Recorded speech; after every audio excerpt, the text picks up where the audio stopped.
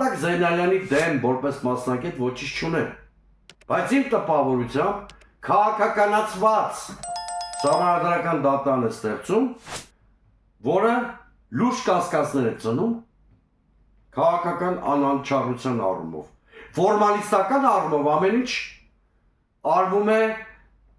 ինչպես դասականներ ասում, թղթով ամեն ինչ կարգին է։ Այսինքն Զեյնալյան Արտակը կուսակցությունից դուրս գալու դիմում է գրել,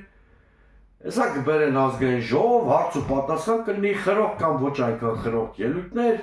գովաբանող կամ քննադատական ելույթներ, քվեարկություն կանեն եւ նա կընտրվի ուրեմն ՍԴ անդամ։ Բայց ֆորմալիստական բաղադրիչից բացի կա նաեւ քաղաքական անաչառության սկզբունքը։ Իսկ այս հարցում արեք կհամոզվեք, թե հասարակությունը, թե մասնագիտական շրջանակները չեն կարող միակարծիք լինել։ Բոլորն էլ համարում են, որ Նիկոլ Փաշինյանը խնդիր է դրել ստեղծել գրպանային սահմանադրական դատարան։